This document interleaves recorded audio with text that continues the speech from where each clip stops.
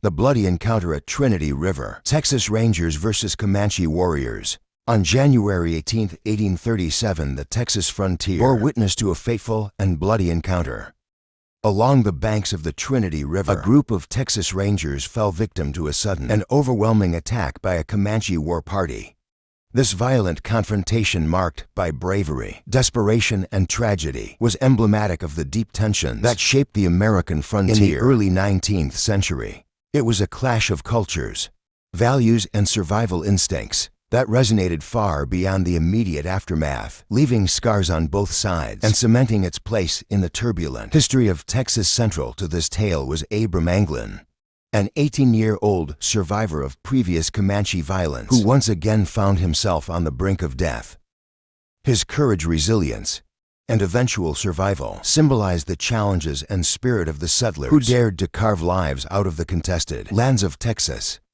To fully understand the gravity of what happened that day, we must first immerse ourselves in the world of 1830 Texas, a land rife with opportunity, danger, and relentless conflict.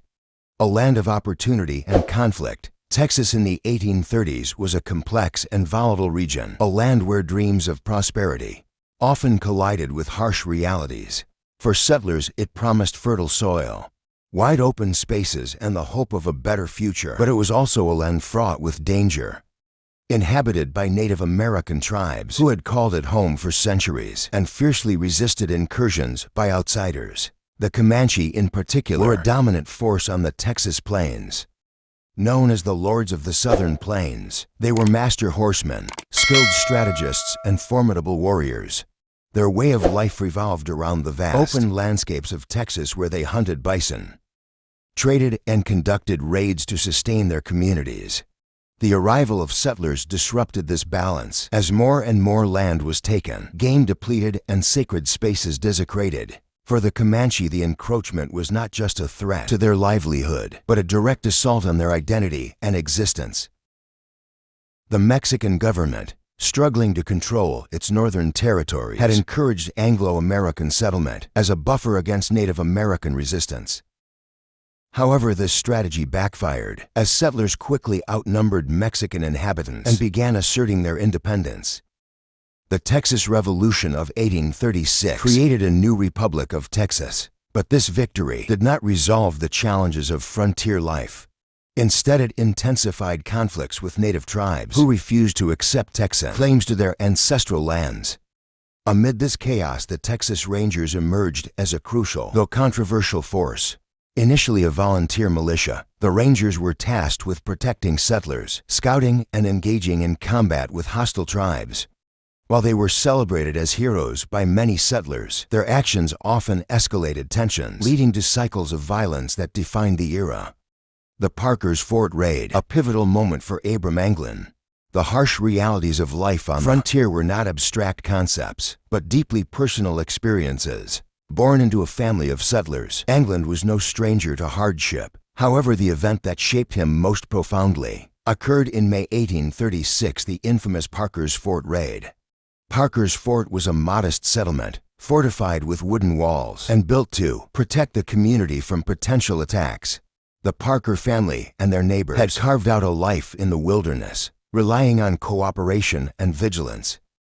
Yet their defenses were no match for the cunning and ferocity of the Comanche.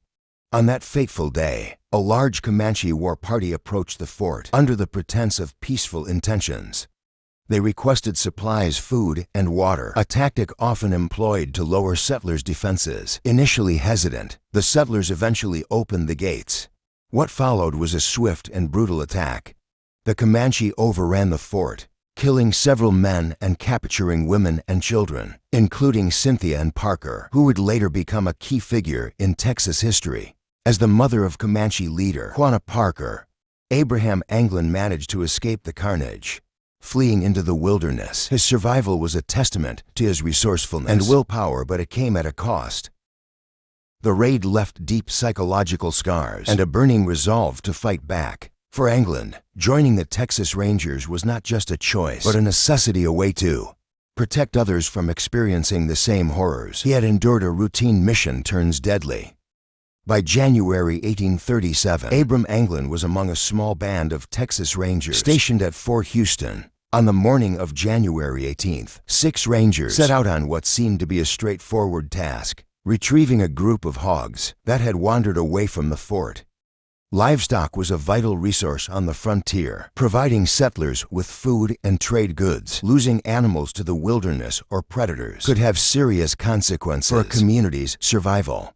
The group consisted of Abraham Manglin, David and Evan Faulconberry, brothers Benjamin W. Douthit, James Hunter, and Columbus Anderson. Together they represented the grit and determination of the settlers. Each man accustomed to the hardships of frontier life, their search led them to the banks of the Trinity River, a lifeline for both settlers and native tribes.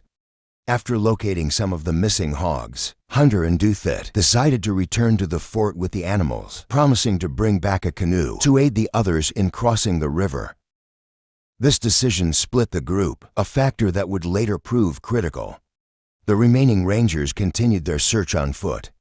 As they ventured deeper into the wilderness, they encountered signs of Native American presence. Moccasin tracks imprinted in the soft soil to seasoned frontiersmen. Such tracks were a clear warning of potential danger. However, the Rangers dismissed the threat, assuming the tracks belonged to friendly Cherokee who occasionally passed through the area. Crossing the river and ignoring warnings, undeterred, the Rangers decided to construct a crude raft to cross the Trinity River. This decision, while practical, left them vulnerable. The process of building the raft and transporting it to the water's edge consumed valuable time and energy. By the time they reached the opposite bank, night was falling and the group was exhausted. Seeking shelter, the Rangers found a rocky overhang near the riverbank and settled in for the night. Despite the eerie silence of the wilderness and the unsettling discovery of the tracks, they allowed themselves a measure of rest. It was a critical mistake. Unknown to them, they were being watched. A Comanche war party numbering around 30 warriors had been observing the Rangers' movements. Skilled in stealth and ambush tactics, the Comanche waited for the opportune moment to strike. The ambush, a night of chaos and bloodshed. In the dead of night, the stillness was shattered by the chilling sound of Comanche war cries. The attack was swift and ferocious, catching the Rangers completely off guard. Arrows and bullets rained down upon them, and in the chaos each man fought for his life.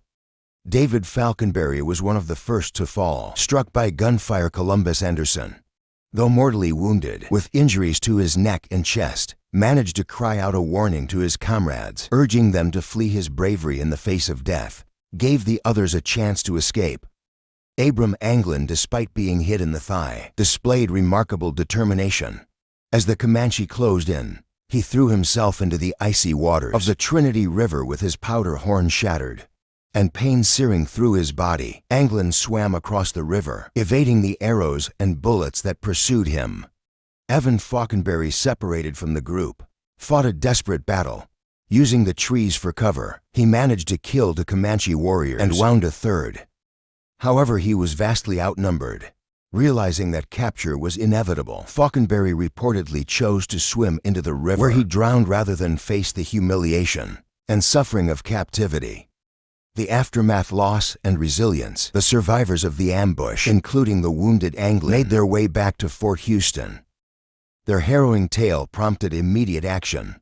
Captain Haggard, the leader of the fort, organized a rescue party to search for the missing men and assess the damage. What they found was grim. David Faulconberry's body lay near the riverbank, covered with grass, a traditional sign of respect or victory left by the Comanche. Columbus Anderson's body was discovered 2 miles upstream, a testament to his determination to warn his comrades. Evan Faulconberry's body was never recovered, though accounts of his bravery endured. The loss of life was devastating for the small community at Fort Houston. The ambush highlighted the constant danger settlers faced and underscored the Comanche's strategic prowess. The Comanche perspective. For the Comanche, the attack was part of a broader struggle to defend their lands and way of life. The arrival of settlers had disrupted their hunting grounds, depleted resources, and brought diseases that ravaged their communities. Raids and ambush were not merely acts of aggression, but strategies for survival and resistance. The Comanche's ability to adapt to their environment and exploit the weaknesses of their enemies made them formidable adversaries. They viewed the settlers not as rightful inhabitants, but as invaders encroaching on their territory. For every raid, there was a story of loss on both sides, a cycle of violence that neither could fully escape. The legacy of Trinity River. The ambush at Trinity River was more than just a violent skirmish. It was a microcosm of the broader conflict between settlers and native tribes. It exposed the vulnerabilities of the Texas Rangers and highlighted the complexities of frontier life. For Abram Anglin, the experience shaped his future. He continued to serve as a ranger, driven by a desire to protect his community and honor the memory of those who had fallen.